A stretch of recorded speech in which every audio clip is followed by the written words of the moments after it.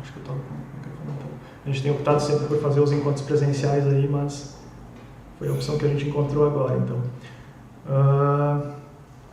A gente fez uma pequena enquete de temas para tratar nesse encontro, né? E a gente levantou algumas coisas bem interessantes aí, até o Silvio trouxe um artigo bem interessante sobre o porquê o Uber está voltando atrás no uso de microserviços. Quer compartilhar com a gente aí essa ideia? Pois é, eu confesso que eu tenho um especial interesse em microservices, tenho lido bastante ultimamente, tenho visto bastante, e eu sigo bastante gente no Twitter que está envolvido nessa grande indústria de software nossa. Nomes como Jimmy Bogart, Mark Seaman e essa galera.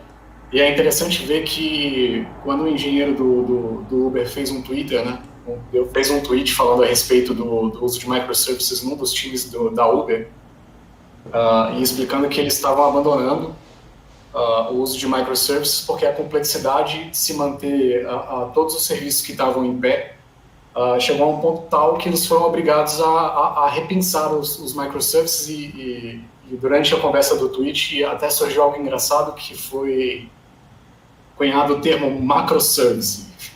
Agora são vários serviços maiores do que o próprio microserviço. É curioso porque a gente começa a falar a gente vê esse hype de microservices e a gente vê o tanto que as pessoas estão equivocadas em relação aos boundaries, né? O que define um serviço? O que é um microserviço? Até onde vai? É uma função? É um CRUD? Então fica tudo muito... E acho que a indústria vem nesse hype, vem vendendo muito isso sem vender o que está por trás, né? O que de fato define os boundaries para um microserviço. E, enfim, a gente começa a falar de domain-driven design, bounded contexts. Das melhores abordagens que eu tenho visto, inclusive de muitos engenheiros de software americanos que eu olhei, é que uma coisa não tem como desassociar uma coisa da outra.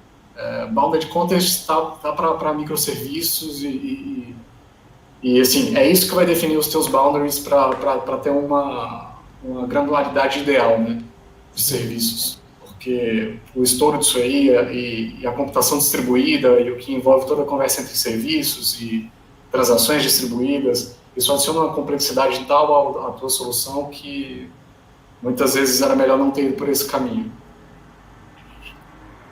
Pois é. Eu acho que, assim, se eu for pensar nos últimos anos, depois de... mais do que... A única coisa que eu acho que gerou mais confusão que microserviços, né, sobre entendimento e sobre implementação foi Agile. Né?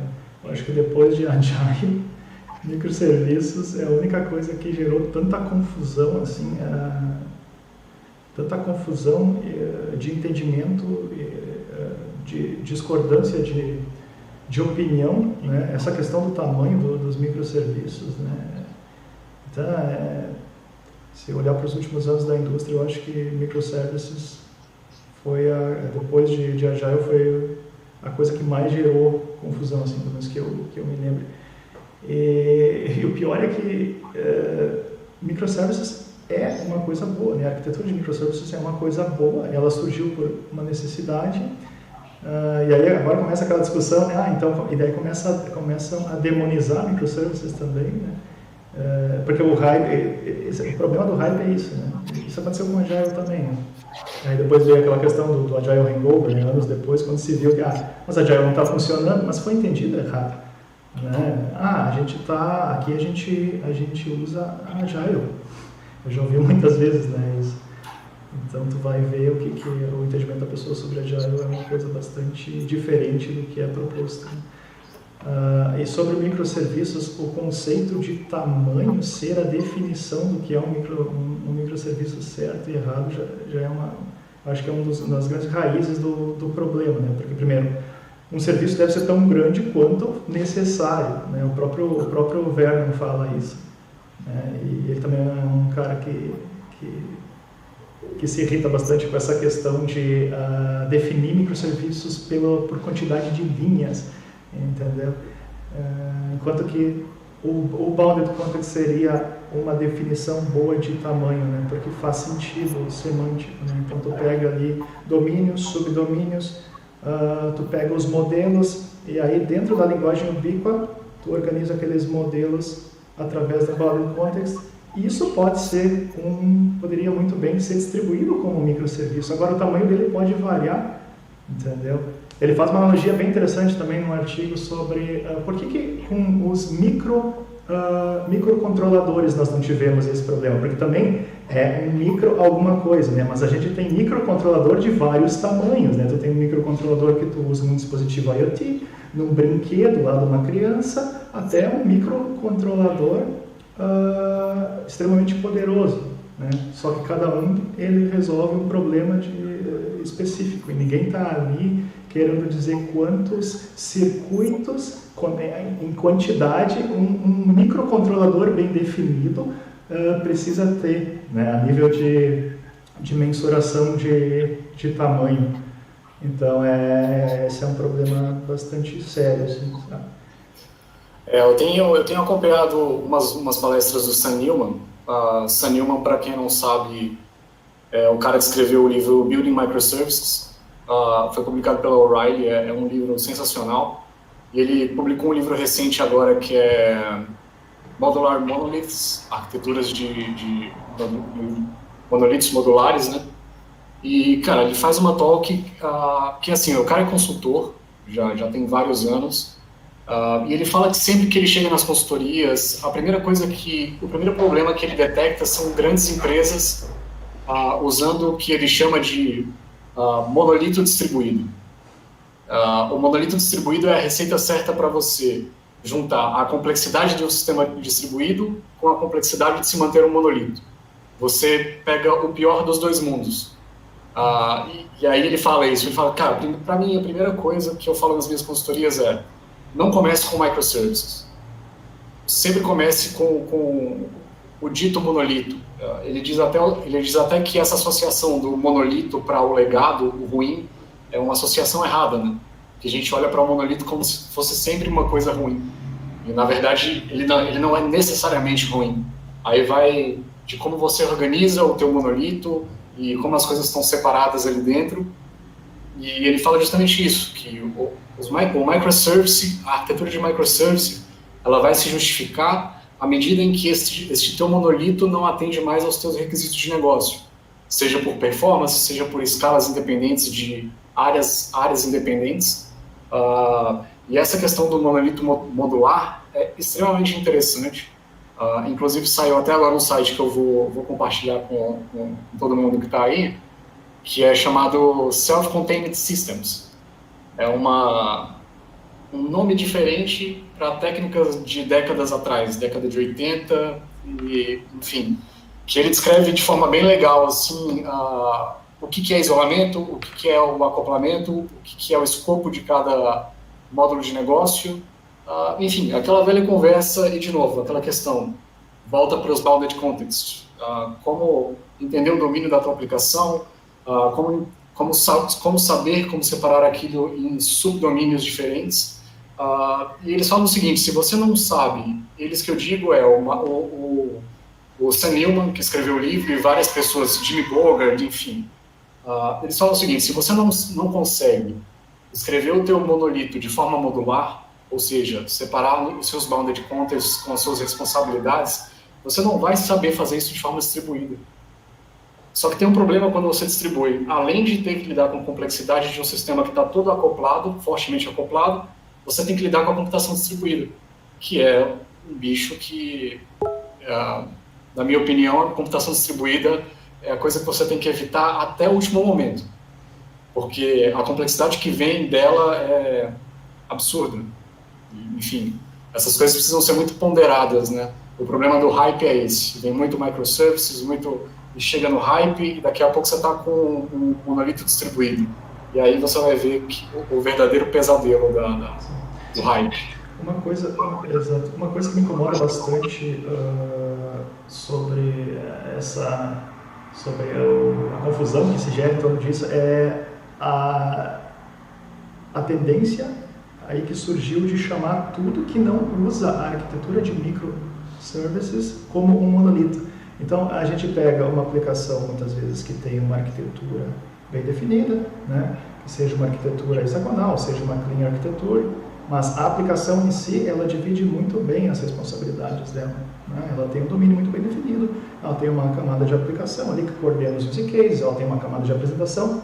A aplicação não é monolítica, a aplicação ela tem uma arquitetura que divide muito bem as responsabilidades dela ali em cada componente.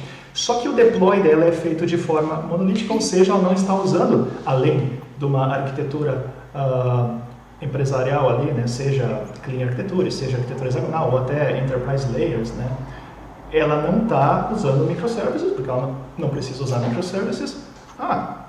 Aí você não identifica microservices aqui, isso aqui é um monolito, entendeu?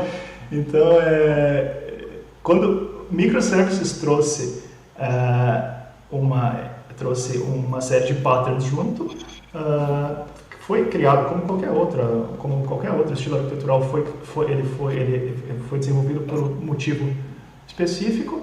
Agora, ele acabou que o hype ficou tão grande, né? E aí o entendimento tão, como é que eu posso dizer assim, tão líquido, né? Então as pessoas pegaram só aquele hype que elas esqueceram que para uma aplicação ser monolítica,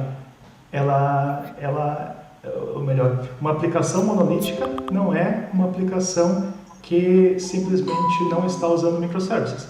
É uma aplicação, tu pode ter uma aplicação usando microservices que internamente é monolítica, né? A gente tem aquela clássica representação, né? Tu tinha uma big ball of mud, né? Uma grande bola de lama, e aí tu aplicou microservices naquilo lá diretamente, e aí tu tem um monte de, ou seja, tu tem aquela, né? A representação, eles colocam, né?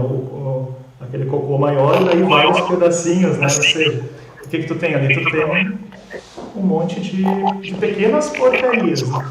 Então, a gente tem que entender bem o que é monolito, né, versus a aplicação monolítica.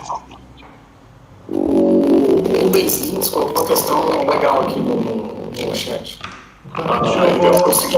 Vou mutar aqui meu microfone. Pronto. Tá. Ele perguntou o seguinte: que para iniciar um projeto com uma separação de serviços ao nível de knowledge context, seguindo o padrão do DDD, EDA, para obter fraco acoplamento para futuras fragmentações em serviços menores. Luciano, deu uma interferência no microfone aí. Não sei se eu... Marcos, deixa eu perguntar aqui para o Marcos. Marcos, está conseguindo ouvir o Lucildo bem? Tu tá com o teu mutado? Não, ele tá com uma voz robótica. Isso. Será que é internet, cara? Começou agora. Isso, começou agora, parecendo Stephen Hawking, mas é agora, antes estava normal. Michael, é a questão do YouTube, por favor, no chat do YouTube. Desculpa, Bruno. Nossa, não estou conseguindo te perceber. Nossa, chat. De repente faz o seguinte, você sai e entra de novo, quem sabe resolve. Só um pouquinho.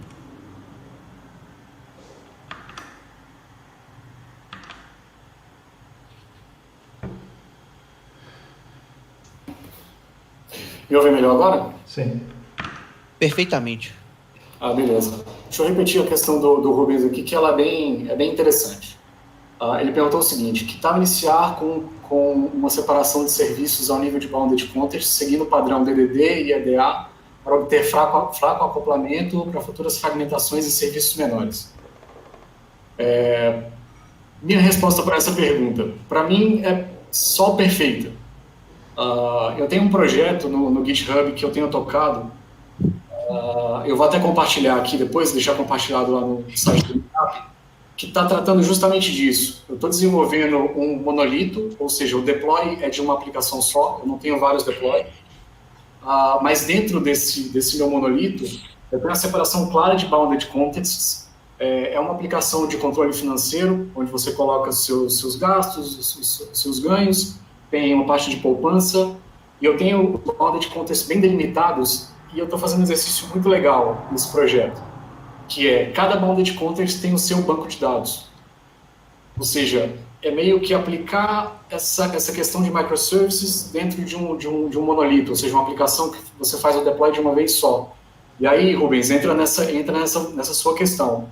Hoje eu consigo, a aplicação está desenvolvida em .NET, e eu consigo fazer o seguinte, on the fly, ou seja, enquanto o sistema está rodando no servidor, eu consigo substituir uma DLL, eu tenho um módulo de adicionar transações, em que você pode colocar o que você gastou e o que você ganhou, e eu tenho um módulo de login e autenticação, que esse módulo faz o login, faz o recuperar a senha, e eu consigo fazer manutenção nesses módulos, e eu consigo substituir a DLL no servidor enquanto o sistema está rodando, e para quem está cadastrando transações, não faz a menor diferença.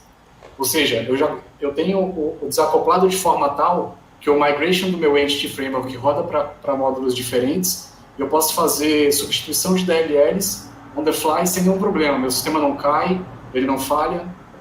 Então, sim, a tua questão para mim, faz todo sentido. Eu acho que toda aplicação tem que primeiro olhar para isso, para o Domain Driven Design, e como ele te ajuda a identificar os subdomínios do teu domínio, para que você possa separar isso, para você ter realmente módulos dentro do sistema de forma independente. E a separação de banco de dados foi uma das coisas que depois que eu passei a fazer como exercício, cara, é sensacional. A experiência é muito boa. Só traz uma complexidade. E aí eu quero ver até a opinião de vocês em relação a isso, que é, como eu tenho agora vários bancos de dados, um para cada bounded context, eu preciso fazer com que esses bancos se conversem. E aí a gente começa com aqueles padrões de troca de mensagem, disparo de eventos, para sincronia de dados. Isso é interessante, tem gerado use cases interessantes aqui. Eu concordo também 100% com a opinião do Rubens. Eu diria que não só começar com bounded context, mas independente de qualquer coisa, se tu vai ter microserviços, DDD é fundamental. Então a gente tem que separar o que é modelagem do que é estilo arquitetural. Então, no processo de modelagem, a identificação dos bounded contexts, a identificação dos subdomínios, dos modelos desses domínios, da linguagem ubíqua, né, e aí o bounded context servindo ali para delinear aqueles submodelos, o que vai caracterizar o bounded context, isso é fundamental. Né? Então, a gente tem que ter isso independente de microservices. Tá? A questão depois de se um microserviço vai ser uma relação de um bounded context, vai ser um microserviço, essa é um início muito bom, né? A gente sabe que um bounded context, por padrão, ele já é muito bem separado, já se encaixaria muito bem no microserviço. Agora, também não é uma coisa que a gente não possa ter flexibilidade para, dentro de um bounded context, eventualmente dividir ele em outro microserviço se surgir a necessidade. Aí entra aquele princípio do Yagner, né? Eu implemento conforme... Você ainda não precisa disso, né? Que vai em relação com isso também. Agora eu preciso por quê? Porque, eventualmente, embora esse bounded context sirva bem como um microserviço, eu notei que uma parte dele varia com muita frequência. Então, eu vou isolar essa parte que varia com muita frequência em outro microserviço, porque isso vai me gerar um benefício de deploy, um benefício de simplificação de desenvolvimento, porque aquela parte que muda com muita frequência pode ser separada em outro microserviço e ser feito deploy separado. Né? Ou, de repente, uma outra parte daqueles modelos que estão dentro do bounded context, eles demandam uma carga muito grande, então eles precisam performar melhor. Então, de novo, surgiu uma necessidade em cima de uma primeira subdivisão, que era um bounded context, de pegar um pedacinho daquele modelo do bounded context e separar em outro microserviço. Então, o que originalmente era um microserviço, que refletia exatamente aquele bounded context, que tinha, por sua vez, subdomínios ali dentro, depois foi separado em outros microserviços. Eu acho que essa é a reflexão mais racional, né, de a gente ir implementando conforme a necessidade. Exatamente. E quando você precisar jogar um módulo, quando você precisar distribuir um módulo, ou seja, eu preciso que esse módulo da minha solução vá para outro servidor, eu preciso escalar ele de forma diferente. As dores que você vai sentir fazendo isso são exatamente os erros de acoplamento que você cometeu. Então, quanto mais acoplado o teu módulo tiver um do outro, maior vai ser a dificuldade para você precisar desmembrar a parte que exige mais performance, que você tem que colocar ali 2, 3 máquinas para rodar, em relação à parte que é, vamos supor, uma página de contato, onde quase ninguém entra e não faz sentido escalar as duas da mesma forma, né? Uma coisa curiosa que essa experiência me trouxe, vem me trazendo, de desenvolver essa aplicação aplicando os Bounded Components, é que agora eu passo a ter, por exemplo, na minha solução, 2 usuários. Isso é engraçado. Isso é algo que não era natural para mim e que tem sido uma experiência bem interessante. O que eu quero dizer especificamente? Dentro da minha solução hoje, eu tenho duas entidades chamadas usuário, onde eu sempre tinha o costume de aplicar uma entidade. Por exemplo, se eu tenho um usuário que se loga e o usuário que faz o cadastro de um gasto, esse usuário é um só, e é usuário dentro da solução inteira. E quando você começa a dividir em bounded context, você vê que esse usuário ele vive em domínios diferentes, com contextos diferentes. A minha solução hoje ela tem um usuário para o módulo de autenticação, que esse usuário tem login, senha, últimas tentativas de login, tudo que diz respeito à autenticação. E eu tenho outro usuário em outro banco de dados, que é o usuário que faz as transações, ou seja, que cadastra o que ganhou, o que gastou. E esse usuário, ele só tem uma propriedade, que é o ID. Porque tudo que eu preciso fazer é associar aquele gasto e aquele ganho a um ID de um usuário. Ou seja, o meu usuário do domínio de transações não conhece de senha, não conhece de últimas tentativas de login, nada disso. Isso está na entidade usuário só do módulo de autenticação. E aí você vai vendo o quanto que vai ficando mais simples manter cada módulo, porque é curioso. Porque o que a gente está falando aqui é só o princípio da responsabilidade única. A gente está falando da primeira letra do Solid. E é difícil é engraçado a gente ler sempre sobre isso, Solid, a responsabilidade única, e a gente não aplicar. A gente tem que ir até o Bounded Context para entender como aplicar a responsabilidade única, e depois que você começa a aplicá-la e começa a trabalhar com isso, você vê o tanto que isso facilita a sua vida. Quando você está fazendo manutenção no módulo de transações e você não tem que lidar com e-mail, você não tem que lidar com senha, com última data de login, e a melhor parte de todas, você não vai quebrar essa parte, porque você não toca ali naquele código. Isso para mim foi sensacional, a experiência, assim, apesar das complexidades que traz de sincronia de dados. Sim. Sim, realmente a divisão de entidades, né, do nosso modelo em diferentes bounded contexts, que muitas vezes tem o mesmo nome, eu também costumo fazer isso, e eu vejo que muitas vezes a gente acaba encontrando o contrário disso, né? Então a pessoa ela tentou juntar tudo numa entidade, porque ela achou que dividir aquilo em 2 modelos separados não seria uma coisa boa, né? E ela acabou deixando uma coisa genérica lá, depois move aquilo para o shared kernel, achando que está fazendo uma coisa boa, né, para reutilizar aquilo. Só que quando tu vai usar em cada bounded context, cada um com a sua linguagem ali, tu encontra propriedades e métodos que não fazem sentido. Depois, muitas vezes, eu já estive usando entidades assim, então para que serve isso aqui? Aí tu dá um find de referências, tu vê que está sendo usado lá em outro módulo, né, que faz parte de outro contexto, e aí tu vai ver por que aquilo foi feito assim. Não, porque tem o mesmo nome, entendeu? Ok, tem o mesmo nome, mas representa coisas diferentes no negócio, né? Então faz muito mais sentido a gente dividir isso em diferentes bounded contexts, porque cada um ali tem a sua linguagem, ele vive de forma separada. Cada um representa uma coisa do sistema, não tem problema se ele tem o mesmo nome, ele está representando coisas diferentes. É só olhar para as propriedades, a gente olha os comportamentos e os dados deles e vê que eles são coisas diferentes. Então... o legal é que eu e o Marcos, a gente trabalha hoje numa solução que ela tem um pedaço legado como toda aplicação tem, todo produto em produção tem, e a gente enfrenta justamente essas questões de entidades mestres que tomam conta de tudo e aqueles repositórios genéricos. Acho que o Marcos pode dar uns 50 segundos de contribuição aí de como é que tem sido a experiência de trabalhar nesse domínio gordo e cheio de repositórios genéricos, o que a gente tem feito para...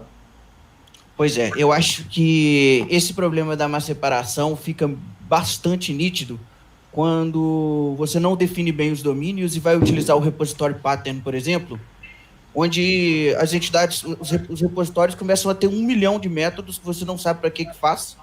E na hora que você vai adicionar, por exemplo, algum método lá no repositório, você já não sabe se aqueles métodos que estão ali atendem ou você vai adicionar outro, adiciona repetido, não sabe o que você pode mexer. Mas é porque você tem um monte de responsabilidade de um monte de domínio no mesmo repositório e isso fica impossível de manter. E aí, o que acontece? E eu acho que isso é um problema que às vezes pode causar, porque, tipo assim, a pessoa aprende as coisas pela metade, aplica metade das coisas e depois pega e fala assim, repositório pattern não presta, porque eu não consigo manter. Entendeu?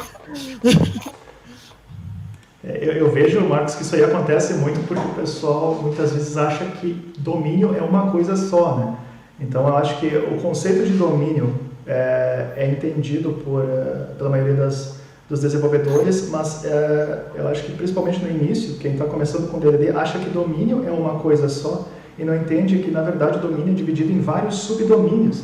Então, então tu tem o domínio, tu tem vários subdomínios, o domínio representa a organização como um todo, os subdomínios representam as áreas da empresa. O domínio e os subdomínios eles estão no campo dos problemas. Para resolver os problemas dos subdomínios, a gente cria os modelos de domínio. Aí entram as nossas entidades, os nossos value objects, os nossos agregados. Só que como não fica muito claro essa divisão de subdomínios, a pessoa muitas vezes não sabe que ela pode ter vários subdomínios e, consequentemente, vários modelos, ela acaba criando tudo num modelo.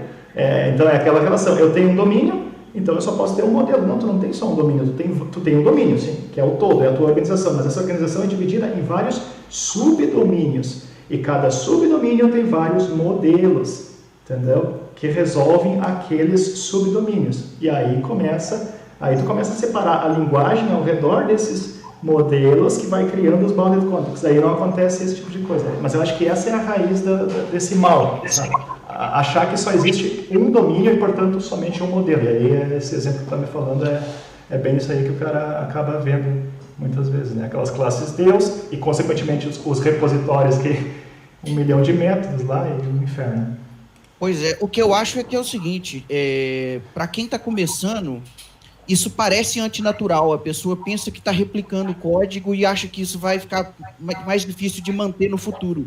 E, na verdade, isso é o causador de grandes problemas. Tipo, você ter duas classes com o mesmo nome, com métodos diferentes, você não está replicando código. Porque o que você não pode replicar, por exemplo, é regra de negócio. Propriedade não tem problema. Sim. E aí entra o shared kernel, especificamente para tentar isolar coisas em comum, né? Muitas vezes a pessoa pega e bota essa classe Deus daí num shared kernel, porque por mais que ela acaba criando esses modelos gigantes, ela percebe, isso aqui está sendo usado em vários lugares, ela acaba separando aquilo. Eu já vi casos assim, inclusive estava a nível de implementação, aquilo seria um shared kernel, mas tu ia olhar para aquele modelo, claramente ele estava com excesso de responsabilidade. Acho que é bem por aí mesmo, acho que é isso que explica, né, porque a gente acaba encontrando esses problemas aí. Eu tenho uma questão engraçada, às vezes eu me pego lidando com esses duas coisas que às vezes parecem antagônicas, que é o dry, que é o princípio de don't repeat yourself, né, e o princípio da responsabilidade única. Às vezes eu vejo muito uma confusão, e eu até entendo essa confusão, porque são princípios que realmente, se você não olhar no fundo, você se confunde, porque, poxa, se eu tenho que seguir um princípio que eu nunca posso repetir o código,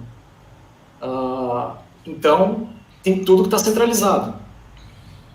Só que aí você vai para o princípio da responsabilidade única e você diz que cada coisa tem que fazer o seu, independente se o código é o mesmo. E aí, como ponderar isso, né? O que realmente é único e o que realmente precisa ser repetido, e a repetição é sempre ruim. A questão que fica é essa. E a minha experiência tem me mostrado que não. Minha experiência tem me mostrado que muitas vezes eu ganho mais na minha solução seguindo o princípio da responsabilidade única do que seguindo o don't repeat yourself. O don't repeat yourself tem se provado para mim mais no código de infraestrutura, ou seja, o disparo de um e-mail, que ok, isso é único. e cada vez menos em regras de negócio. Porque a validação, se um usuário é válido para entrar em qualquer coisa que seja, para um contexto é uma, para outro contexto é outra. Então, assim, por mais que os códigos sejam iguais, naquele momento em que você está desenvolvendo, eu chamo isso de eventualmente igual. Eventualmente por quê? Porque um requisito pode mudar para um contexto específico, onde aquele código vai finalmente ficar diferente. Ou pode nunca mudar. Mas não muda o fato de que eles são casos de uso diferentes dentro de contextos diferentes, por mais que o código seja igual. Acho que isso é uma coisa que vale bastante a gente olhar com mais cuidado e ter um pouquinho mais de critério quando for aplicar o princípio do don't repeat yourself. Concordo contigo. E eu sou um fã do Dry, mas até certo ponto, né? Porque eu já vi casos de... Tu me conhece, tu sabe que eu odeio o helper, né? Eu odeio o helper. Se eu vejo um helper, o helper não está mais lá, né? Porque eu refatório. Não estou dizendo que nunca a gente pode ter um helper. Eu tenho um helper que eu criei para algumas coisas específicas também, mas é raro, tá? Não vou também demonizar como se fosse uma coisa que a gente nunca usasse. Mas eu já vi helpers que foram criados porque um método, para conseguir fazer com que ele servisse para duas classes, ele tinha que ser extraído em alguma coisa. E aí ele perdeu o valor de negócio dele. Ele não tinha mais conexão com o domínio, entendeu?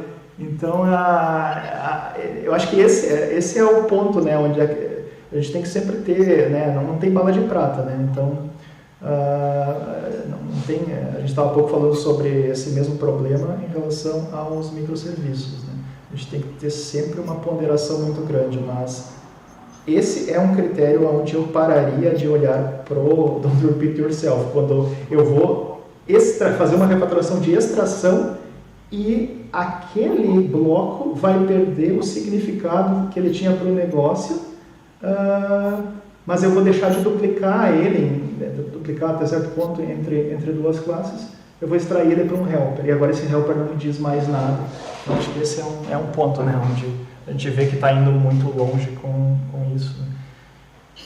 E eu acho, Maicon, eu sempre escuto conversas desse tipo que a gente está tendo aqui agora, sobre bounded context, sobre don't repeat yourself, single responsibility principle, e eu sei o quão abstrato é isso. Para a gente que está desenvolvendo um assunto, fica muito claro, a gente consegue visualizar, mas é muito abstrato para quem está ouvindo. Eu acho legal a gente propor também aqui uma sessão, não precisa ser uma sessão de live coding, eu não sei, alguém que a gente possa demonstrar essas técnicas sendo aplicadas no desenvolvimento de fato. Tá desenvolvendo e mostrar o problema da questão do dry e do single responsibility principle é esse aqui. E mostrar como eu, o Silvio, trato desse tipo de problema. E a gente deixar aberto para opiniões e mostrar como a gente faz essa separação de bounded context, que é muito legal. Ver essas coisas materializadas em código, enfim, dá uma outra visão sobre o que a gente está falando. Seria legal a gente coordenar também uma livezinha de live code, ou seja lá o que for, que a gente possa fazer isso. Sim, quem sabe a gente pode resolver isso aí até com kata, né? Colocando como um objetivo inicial e aí resolver no final. É bem interessante, bem interessante. Porque sim, tem muita coisa que... É aquela coisa, né? Show me the code, né? Então, para quem está começando, para quem nunca viu isso, não tem nada melhor que mostrar na prática para ficar mais claro esses conceitos.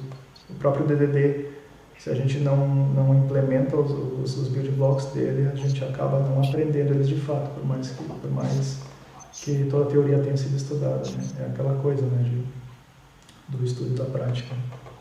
A gente precisa desmistificar essa questão de DDD, a gente precisa desmistificar essa questão da arquitetura DDD. Eu sou entrevistado e as pessoas me perguntam se eu sei arquitetura DDD. Pois é. Só não faz sentido. Só não faz sentido. Eu não sei se o cara está fazendo uma pegadinha comigo ou se ele acredita na arquitetura DDD. Eu confesso que eu fico sempre meio balançado a hora que essa questão vem. E a gente precisa muito desmistificar isso de arquitetura DDD, porque, cara, isso não existe. Não existe. A arquitetura DDD e só O DDD trata de outra coisa completamente diferente. A segunda parte do livro do Evans, que ninguém lê. Sim, é verdade. Todo mundo tem building blocks e ninguém sabe de bounded contexts. Pois é, a arquitetura é só uma das coisas, né? Quando a gente está falando em DDD, tem uma série de building blocks ali. E aí, a arquitetura é um desses building blocks, né? E ainda a arquitetura, tu pode variar essa arquitetura, não tem uma arquitetura específica. O Evans, na época, sugeriu a arquitetura Enterprise Layers, né? Porque era a arquitetura principal da época, depois veio o Vernon com a arquitetura hexagonal, depois agora a gente tem a Clean Architecture do Uncle Bob lá, que unificou, né? Simplificou a arquitetura hexagonal lá de ports and adapters. Eu particularmente tenho usado ela como escolha padrão, né? A menos que alguma coisa me mova para outro caminho. Então, sim, eu já senti essa dor também, né? DDD não é arquitetura. DDD, para implementar os build blocks dele, ele usa uma arquitetura, sendo que a arquitetura é uma das peças do DDD. Eu tenho até um mapa mental que eu fiz sobre DDD, acho que isso exemplifica bem essa divisão dos build blocks dele.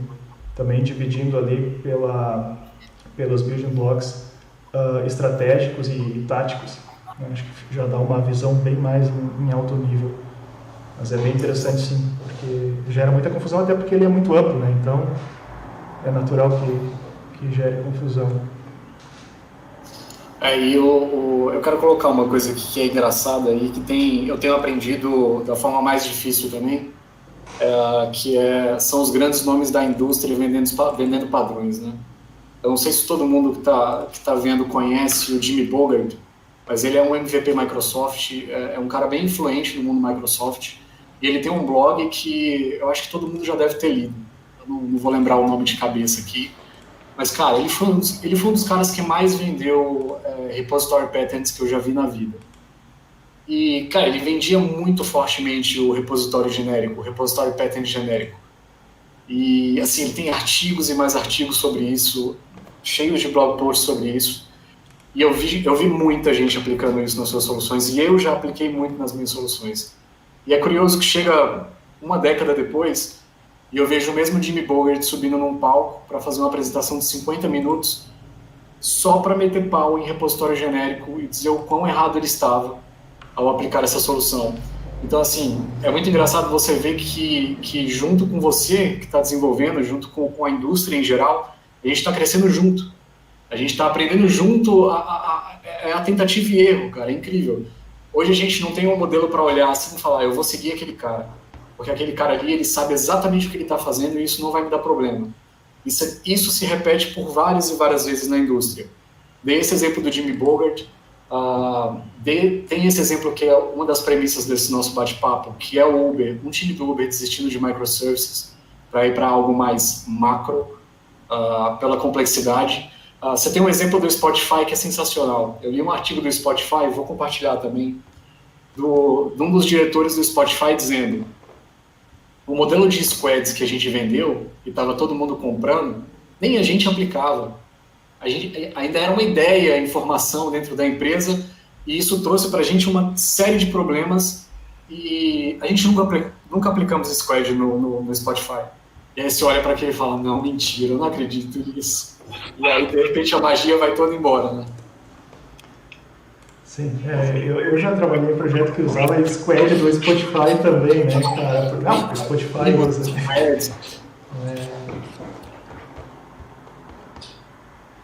É interessante a gente pensar que está tudo em desenvolvimento e a nossa área de trabalho, que é a engenharia de software, ela é relativamente nova. Vamos supor que tem aí 70 anos. Se for comparar com a engenharia civil ou outras engenharias, a engenharia civil deve ser uma das mais antigas e as outras engenharias estão totalmente antigas. E realmente torna-se absurdo a gente achar que alguma coisa que a gente está estudando hoje ou que é um hype hoje é uma verdade absoluta e o que está para trás não funciona, é um absurdo. E principalmente adotar essas práticas como se fosse uma bala de prata para resolver todos os problemas. E realmente é isso. Isso tudo que a gente tem hoje está sendo testado e as pessoas estão passando pelas dores daquilo. Então é muito importante que, ao estudar e aplicar as coisas, nós tenhamos inteligência para poder ser, inclusive, flexíveis e avaliar o que se aplica ao nosso problema ou à nossa realidade. Eu acho. O Rubens Lins botou mais uma questão aqui. É o seguinte: seria correto seguir os conceitos de CQRS e repositórios apenas em métodos relevantes para o domínio, deixando as consultas fora dos repositórios em DAOs ou outros? Bom, meus 5 cêntimos para essa questão é o seguinte. Em relação a contextos em que só tem consulta, sim, eu não aplicaria e eu não aplico nenhum tipo de padrão de arquitetura rebuscado, CQRS ou Clean Architecture, ou seja lá o que for. Eu costumo ser bem straightforward. Se o seu contexto vai só buscar dado no banco para mostrar esse dado na tela, cara, eu escrevo SQL like Stack Overflow, onde os caras têm SQL na controller, sacou? Não é que eu esteja aconselhando fazer isso. Isso tudo é sempre exercício. Nesse projeto novo que eu estou no GitHub, que eu tenho no GitHub, além do módulo de transações e o módulo de autenticação, eu tenho um módulo chamado de dashboard. E esse módulo de dashboard não tem nenhuma regra de negócio nele. Tudo que ele faz é buscar dados do banco e jogar esses dados na tela, para pintar gráficos com JavaScript. E o que esse módulo tem? Esse módulo tem só uma camadinha, que é a camadinha de serviços. Esses serviços fazem query SQL e trazem resultado, ponto final. Mas, no meu módulo de transações, onde eu tenho várias regras, por exemplo, eu não posso adicionar 2 transações com o mesmo nome, por exemplo, ou eu não posso deletar uma transação que está vinculada a uma poupança, onde tem essas questões negociais e regras negociais. Sim, eu tenho aplicado muito o CQRS, o que exige a aplicação de regras e modelos de domínio. Eu reidrato minha entidade do banco, e o que é só pesquisa, por exemplo, um Get Transaction by ID, eu uso só um SQL, ou seja, é um pouco do CQRS, né? Claro que eu não uso nada da parte de eventos e nem nada disso, mas, enfim, minha contribuição para essa pergunta é essa. Sim, é bem interessante. Até eu tinha pensado em trazer CQRS também para discussão. E CQRS também cai num problema semelhante a microserviços, que é dúvidas sobre 8 ou 80, né, naquele sentido de 8 ou 80. Né? Recentemente eu dei uma olhada numa alternativa para implementar CQRS de uma forma mais gradual. Eu não entendi muito bem a pergunta do Rubens. Ele coloca assim: seria correto seguir o conceito de CQRS e repositórios apenas com métodos relevantes para o domínio, deixando consultas fora dos repositórios em DAOs e outros? Tá, vamos lá. O que eu faço? Tá? Primeiro, por que do CQRS? Semelhante ao que a gente estava discutindo há pouco, né, em relação às classes Deus, né, e aos modelos gigantes, né, porque em vez de separar em subdomínios e, consequentemente, submodelos, né, para modelar cada subdomínio, a gente, e que gera classes muito grandes, né, e daí entra naquele ponto que o Silvio e o Luiz tinham falado há pouco, né, que encontram classes gigantes lá com responsabilidades que vão além do que elas deveriam fazer, e aí a gente acaba muitas vezes vendo que isso é compartilhado lá no shared kernel. Semelhante a isso, a gente encontra entidades com propriedades que claramente estão ali só para consulta, né, só para query. Então, tentando responder a pergunta do Rubens assim, sim, faz sentido, e é bem interessante a gente dividir comando de consulta, que é o que o CQRS faz, né? Que é Command Query Responsibility Segregation, justamente separa query de comando, porque claramente query ela tem um modelo e comando tem outro modelo. Fazendo isso, o que a gente ganha? A gente ganha um modelo mais limpo, porque a gente consegue muitas vezes tirar uma série de propriedades que estão ali na entidade só para representar alguma coisa lá na tela, lá no ecrã, né? Ou muitas vezes faz uma entidade também extremamente gorda e aí usa um automapper ali da vida, alguma coisa assim, mapeia para uma view model, entendeu? Então tu está trazendo uma série de coisas que tu não precisava e usa aquela mesma entidade para as duas coisas, né? Para o comando e para a query. O que eu costumo fazer? Eu costumo separar assim com CQRS, só que quando falo em CQRS, aí de novo, e aí entra no ponto que eu queria relacionar com o problema do entendimento de microservices. Então eu tenho que separar minha base de dados em dois, entendeu? No limite, chega, sim, para a gente ter o benefício máximo dele, sim, mas não é assim que começa a implementar CQRS, não necessariamente, né? Existem várias formas de tu começar. Vamos lá, a primeira forma, separar query de comando, aplicando o command render. Então tu começa separando query de comando, aí tu já começa a ter uma separação bastante clara, né? Implementando os comandos e as queries. Ainda assim, eu tenho só entidades, né, únicas ali, eu ainda não separei o meu modelo é o mesmo no domínio.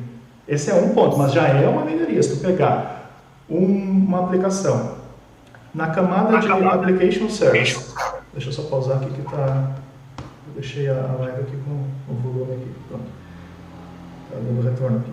Se tu pegar uma aplicação que tá, acho que eu tô com, alguém tá com o microfone, não? Acho que o Silvio está com... Deixa eu mutar. Tá, isso, agora sim. Se pegar uma aplicação lá que tem que não está na camada de aplicação, tá? Na Application Service ali, sem CQRS, e aplicar command render, separar comandos e queries, já vai dar uma melhoria, já vai ver uma melhoria significativa na legibilidade daquilo, porque fica muito mais claro, né? A forma com que a Application Service fica. Ainda assim, o modelo ele continua lá, né? Não teve benefício ainda através disso. Depois dá para separar o modelo. E aí sim, então fazer a extração ali do que é a propriedade somente leitura, que está ali só para retornar um dado lá para o front-end, aí tu vai para um segundo nível. Tá? Aí depois, sim, tu pode ter no limite lá uma separação na base de dados. Mas eu quero dizer o seguinte, dá para começar a aplicar CQRS sem ter que pensar, como é que a gente vai dividir essa base de dados. Outra coisa, dá para também, antes de dividir ainda a base de dados, dá para pensar na persistência.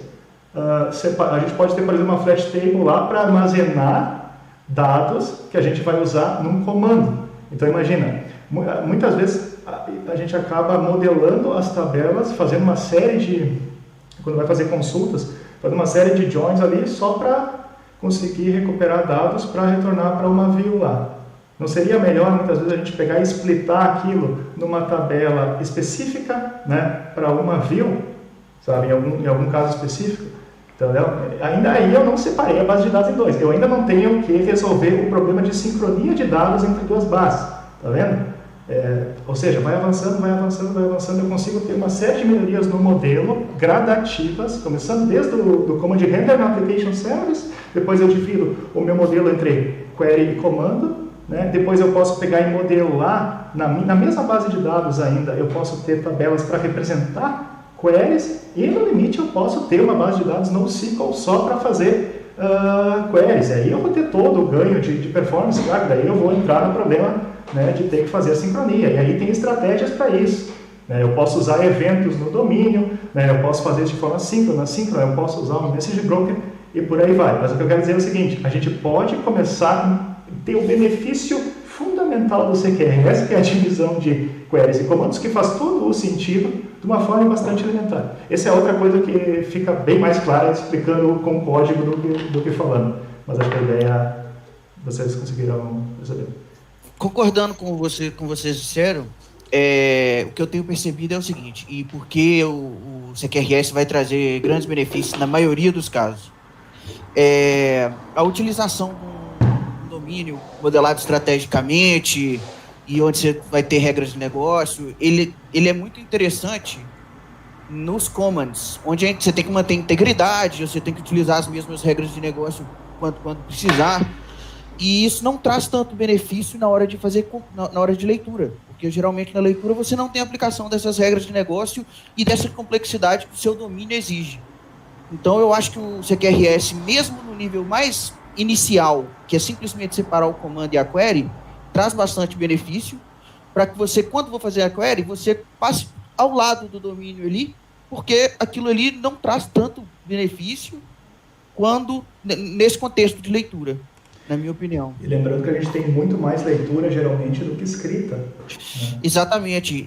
Outro benefício também é permitir você ter uma abordagem diferente, por exemplo, utilizando qual método que você vai fazer leitura. Qual método que eu digo é utilizar um ORM mais leve, um micro ORM para fazer leitura, já que a carga do sistema, geralmente 90% é leitura, faz a utilização de um micro ORM para poder fazer a leitura dele, como o Dapper, por exemplo.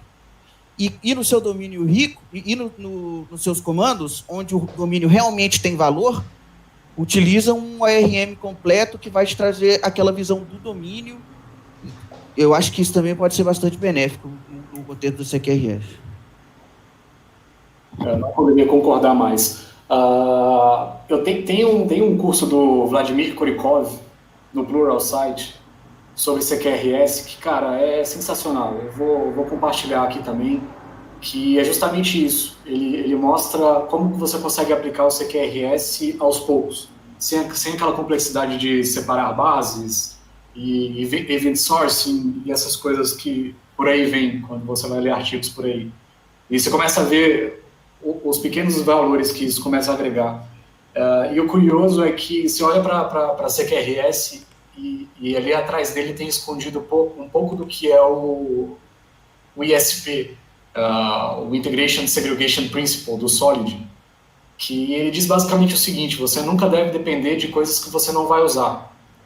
Então, assim, sempre se pergunte, é o que eu costumo fazer, eu sempre me pergunto, quando tem um campo que eu não vou usar, por exemplo, estou usando um DTO ou uma entidade, e eu trago aquela entidade, mas ela traz 2 ou 3 campos que eu nunca vou usar. Eu começo a me perguntar, será que é isso aqui? Será que isso está certo mesmo? Será que era aqui que devia estar? Será que eu não deveria tirar esse campo e botar num DTO e jogar isso aqui como somente leitura para preencher isso aqui? Essa sensação sempre aparece quando você vai preencher uma tela, por exemplo. Você vai preencher uma tela e a entidade que você busca tem mais campos do que tem a tela, é melhor dar uma pensada nisso. Será que não seria interessante um DTO que refletisse exatamente o que a tela tem e esse DTO ser preenchido através de um SQL comum? Ou seja, você deixa de depender de coisas que você não precisa. À medida que você vai aplicando esse padrão aos poucos, você vai vendo da onde a fonte que o CQRS bebe. Entende? É como eu vejo, assim, por baixo dos panos, o que realmente acontece. Então, eu acho que é bem por aí mesmo, porque desde o início ele simplifica, né? A gente acaba sentindo complexidade quando precisa fazer justamente isso aí, né? Precisa consultar dados para recuperar uma informação, para mostrar no front-end, e a gente percebe que essas propriedades ali não fazem sentido nenhum para a entidade, né? E aí fica claro que a separação de um modelo para escrita e um modelo para leitura, ela é natural, né? É uma coisa natural, né? O ponto a gente pode fazer isso de uma forma extremamente simplificada no início para já ter o benefício da separação do modelo, e aí essa separação, ela, né, no limite, ela pode nos beneficiar ao máximo de ter uma base só para queries, né? E aí, considerando que queries são muito mais comuns do que comandos, né? Então o benefício fica maior ainda. Mas eu já vejo direto benefício no modelo ali, bem mais limpo, né? E não tem como fugir disso. Acaba, mesmo em sistemas simples, né? A gente acaba sempre percebendo essa necessidade. E o que se fazia muito antigamente era usar, acho que era meio que a solução direta, né? Usar Automapper, e aí fazer, quando não tinha ainda os micro-RMs, né? Marcos, quando não tinha os micro-RMs, daí usava o Entity Framework lá, recuperava uma série de coisas, depois fazia um mapeamento automático lá com o Automapper, para uma view model lá no MVC. Mas ali já estava claro que, olha, se eu tenho uma view model é porque eu tenho um modelo específico aqui. Então, hoje em dia a gente consegue fazer coisas muito, muito melhores, né, com CQRS. E o Pedro? Diz aí, Pedro. Eu falo português de Portugal. Não se preocupe, a dificuldade vai ser tu nos entender. Nós que estamos errados. Nós na verdade. Mas liguei-me tarde e tinha curiosidade para ver o que é que está a passar em Portugal, porque eu não estou a viver em Portugal, estou em Barcelona e estou só a seguir o que vocês estão a dizer, que é a primeira vez que me ligo aqui, queria ver um bocadinho o que é que... Das vezes que fui a Portugal não havia nada de crafters em Portugal e agora fiquei super contente de ver que há aí uma comunidade a aparecer. Isto teve a ver com o Romeu passar por aí ou não? Foi ele que lançou a semente ou não? Romeu, não, pronto, é que ele disse-me, pronto, o Romeu também é brasileiro e vive em França, disse-me que esteve em Lisboa e eu agora comecei a ver coisas a aparecerem e pensei que tivesse sido ele a lançar a semente aí, mas não tem a ver. E o que é que vocês me tinham perguntado, desculpa lá, sobre CQRS? Qual seus 5 cêntimos aí sobre CQRS? Ou desenvolvimento de software no geral? Enfim. Bom, sei lá, tanta coisa para dizer. Vocês estavam a falar sobre CQRS, eu estou de acordo com tudo o que vocês disseram até agora. E uma coisa que eu tenho descoberto ultimamente, e cada vez estou mais convencido disso, é que não é possível fazer Domain Driven Design de forma correta sem fazer CQRS. Cada vez estou mais convencido disso. Porque se não usamos CQRS e não separamos os reads dos writes, terminamos que o nosso domínio tem propriedades de leitura e acabamos por perverter o nosso domínio para poder fazer leituras. E, portanto, usar CQRS eu cada vez mais vejo que é uma necessidade se queremos fazer Domain Driven Design. Ao largo dos últimos anos tenho chegado a essa conclusão cada vez mais. E acho que foi a coisa mais importante que eu descobri de CQRS, foi que sem fazer CQRS não vejo maneira de fazer Domain Driven Design de forma correta. Não sei, se calhar há, mas eu não vejo forma. Acabo sempre por perverter um bocadinho o domínio para poder ter propriedades de leitura, acabo sempre por perverter o domínio. Eu acho que isso para mim foi a coisa mais importante de descobrir sempre CQRS. Eu acho que o Greg Young já fala disso 2 ou 3 vezes, que ele diz que não se pode fazer Domain Driven Design sem CQRS, e eu achava aquilo um bocadinho estranho, até que comecei a investigar mais, e ele tem toda a razão. Estes são os meus 5 cêntimos. Obrigado, Pedro. Sobre o grupo, para quem está chegando agora, tá? A gente tem um canal no YouTube lá, e aí esse é o nosso terceiro encontro, né? A gente tem feito os encontros presenciais, mas agora com o Covid, obviamente a gente tem que fazer remoto, né? Vamos seguir esse modelo aí até que as coisas se estabilizem.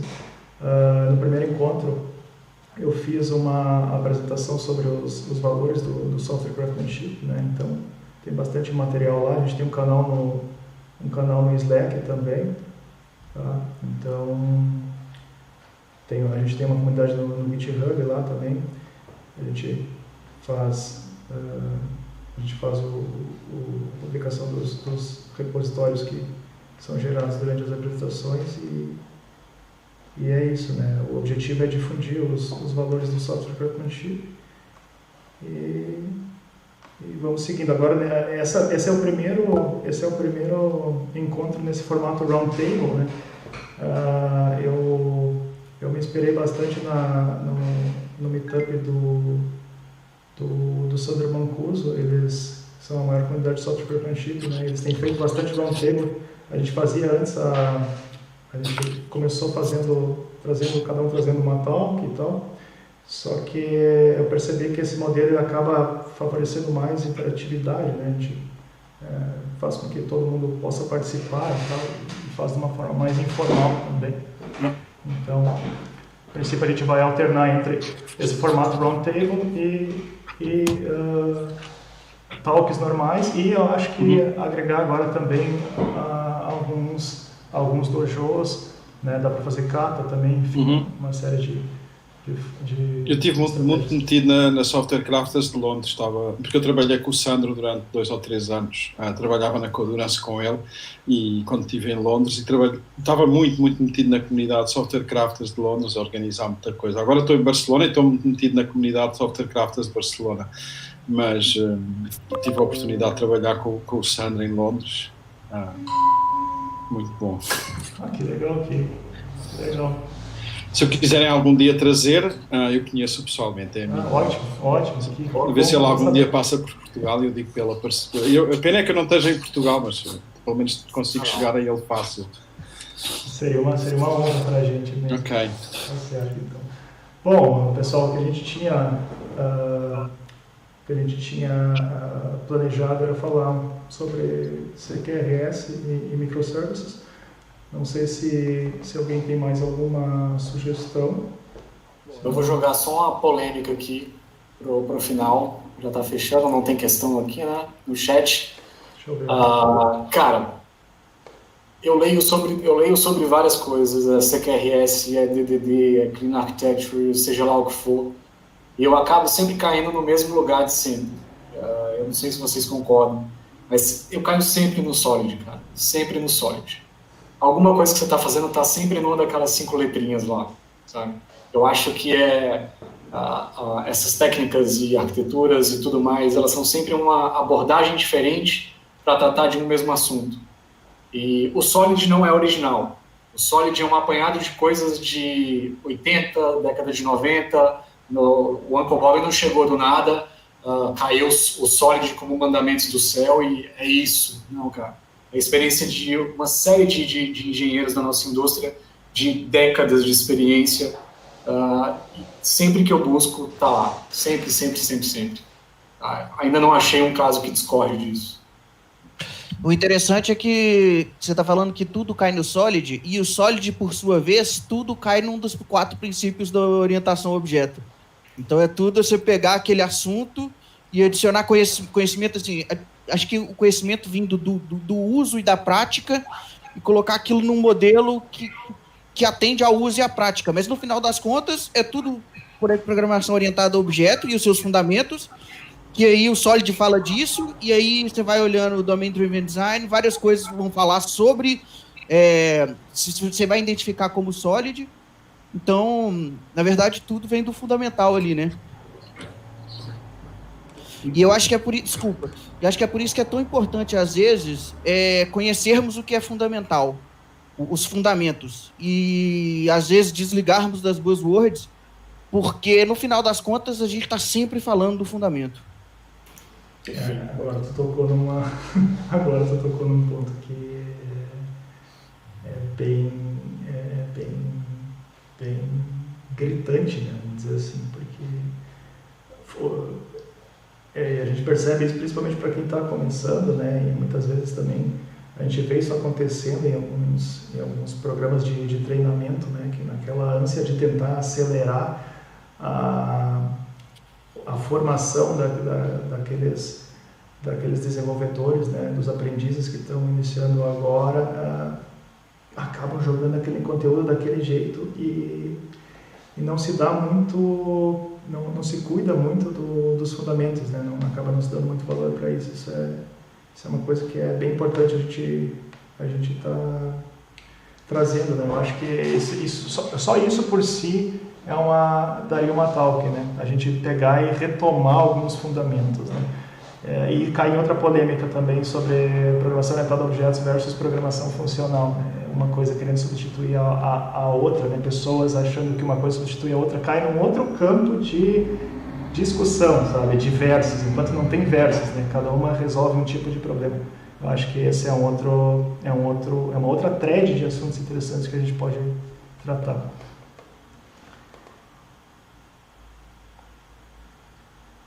O pessoal não colocou mais perguntas no chat aqui. Acho que a gente explorou bastante já o assunto. Não sei se alguém tem mais alguma coisa para colocar.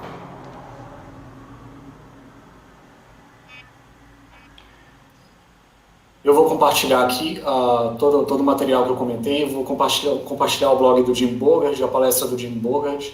o curso de CQRS do Pluralsight. Infelizmente, quem não tem assinatura não vai conseguir acessar, mas quem tiver a conta da Microsoft, que tiver o Dev Essentials, pode pegar, eu acho que 30 dias grátis.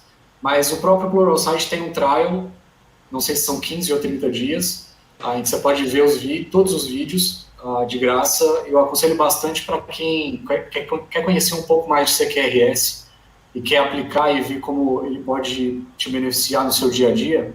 Esse curso do Vladimir Kurikov é sensacional. Vou compartilhar também. Deixo tudo lá no site do Meetup. Beleza, Lucio. Eu vou compartilhar também alguns artigos que eu escrevi sobre DDD, pegando desde do fundamental lá, né, batendo nesse ponto de arquitetura, né, e aí seguindo através da implementação dos building blocks do DDD. Então é isso, pessoal. Obrigado pela presença de todos. Obrigado para vocês que participaram também através do chat, fazendo perguntas. E até o próximo Meetup. Abraço. Obrigado, pessoal. Até a próxima. Obrigado, Deus. Tchau. Tchau.